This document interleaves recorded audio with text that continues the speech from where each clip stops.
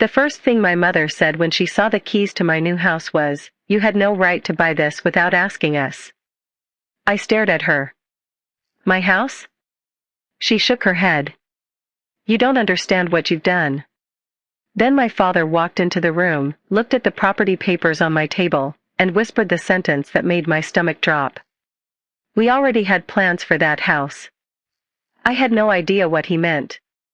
"Not yet. My name is Emma Carter." I was 31 years old, and buying my first home had been the biggest achievement of my life. I wasn't rich. I wasn't lucky.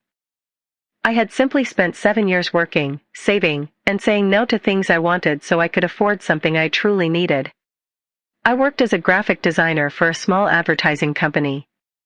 My parents, Richard and Linda, had always told me they were proud of me. At least, that's what I thought. They loved reminding me that I was their responsible daughter. Whenever relatives talked about money, Mom would smile and say, "Emma doesn't waste a penny." So when I finally found a small 3-bedroom house on a quiet street, I thought they would be thrilled. The house wasn't luxurious. The kitchen needed work. The backyard was mostly dirt. The bathroom had ugly green tiles from the 1980s. But when I walked through the front door for the first time, I felt something I hadn't felt in years. Peace. I could already imagine painting the walls. Putting plants by the windows. Having friends over for dinner. Maybe one day, having children running through the backyard. I made an offer. It was accepted. And after months of paperwork, the house became mine. I called my parents immediately. "Mom, I did it." She screamed with excitement. "You bought it?" "Yes." "Oh, sweetheart. We have to celebrate." Dad laughed in the background. "We're proud of you." I believed them. That evening, I invited them over. I expected hugs. Instead, Mom walked through the house with a strange expression. She opened closets. Checked bedrooms. Measured the dining room with her eyes. Then she asked, "How many bedrooms did you say there were?" 3. She went quiet. I laughed. "What's wrong?" "Nothing." But something was definitely wrong. Dad walked into the living room and stared at me. "Did you buy this entirely yourself?" I nodded. "Yes." "With your own mortgage?" "Yes." He looked at Mom. They exchanged a glance. I noticed it. But I didn't understand it. Not until 3 days later. I was sitting at my kitchen table, surrounded by paint samples, when Mom called. Her voice was cold. "You need to come over." "Why?" "We need to talk about the house." I laughed nervously. "Okay. What about it?" "Just come." When I arrived, Dad was sitting at the dining table with a folder in front of him. Mom was standing by the window. Neither smiled. Dad opened the folder. "You made a serious mistake." I frowned. "What mistake?" "You should have consulted us before buying the property." I actually laughed. "Why?" Mom turned around. "Because we had plans." "What plans?" She hesitated. Then Dad said, "We were going to help your brother." My younger brother, Ryan, was 27. He had always been the golden child. Ryan had started 3 businesses. Failed at 3 businesses. Borrowed money from my parents. And somehow remained their favorite. I looked at them. "What does Ryan have to do with my house?" Mom slowly sat down. "He needs somewhere to live."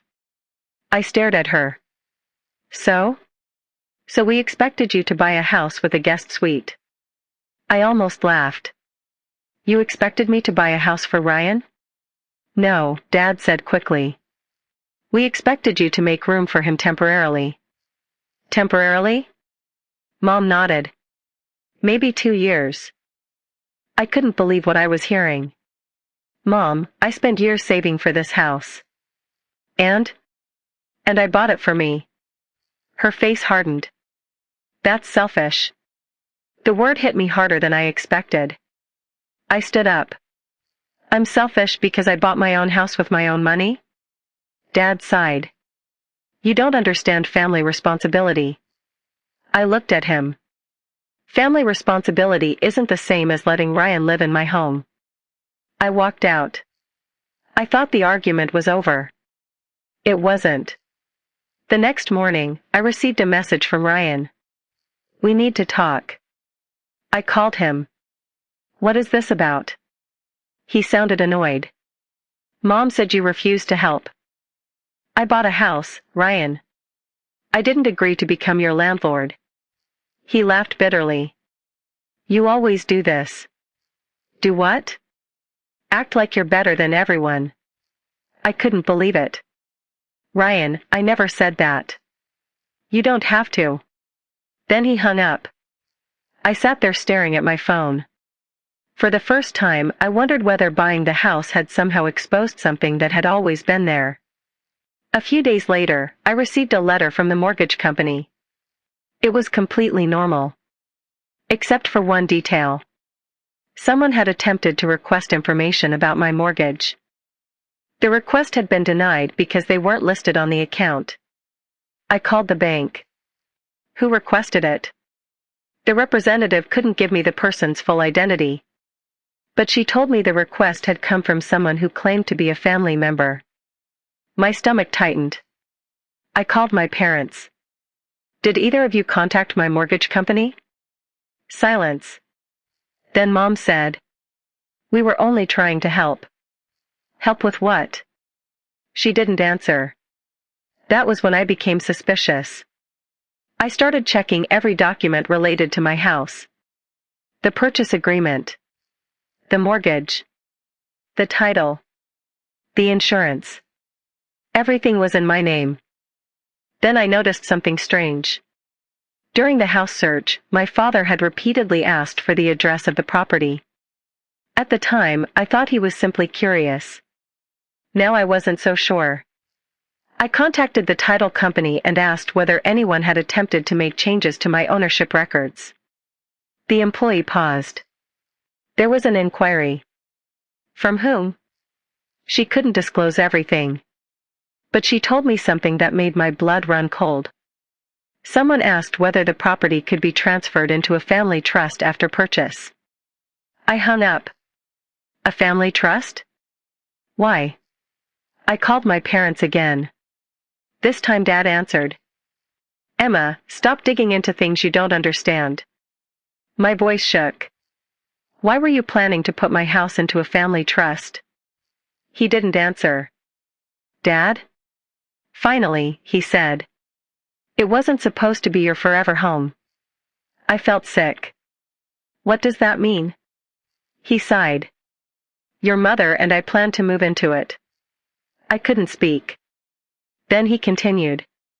Our house needs repairs. We thought we'd sell it and move into yours. I actually laughed. You plan to move into my house? We assumed you'd eventually get married and move somewhere else. That sentence broke something inside me. They hadn't seen my house as my home. They had seen it as an asset they could use. But there was still one thing I didn't understand. Why had they been so certain I'd leave? Then Mom finally revealed the part she'd been hiding. Your aunt told us you were planning to move to California after your wedding. I stared at the phone. I'm not engaged. Silence. What wedding? Mom's voice became shaky. Ryan told us you were moving in with his business partner. I froze. Ryan had lied. He had told our parents I was planning to leave the state. And suddenly everything made sense. They had believed my house would eventually become available. They had planned around a future that didn't even exist. But then I discovered something even worse. Ryan hadn't simply lied to our parents. He had already promised someone else that he could use my house. A potential investor. I found out when a man contacted me asking about the property arrangement. I had never met him. He explained that Ryan had shown him photos of my house and claimed he would soon have access to it. I felt physically sick. My own brother had been using my property to make business promises. Without my permission. Without even telling me. I immediately sent him one message. Never contact me about my house again. Then I changed the locks. Updated my security system. And hired an attorney. My parents were furious. Mom called me crying. You're destroying this family. I answered quietly. No, Mom. I'm protecting my home. Dad tried one final argument. We're your parents. And I'm your daughter. Exactly. I took a breath. So why did you plan my life without asking me? He had no answer. A week later, Ryan came to my house. He stood on the porch and looked angry. You really hired a lawyer? Yes. You'd do that to your own brother? I opened the door only halfway. You tried to promise my house to someone. I was going to fix everything. With what money? He looked away. I knew the answer. He didn't have any. He had expected my property to solve his problems. I told him something I should have said years earlier. Your problems are not my inheritance. He stared at me. Then he left.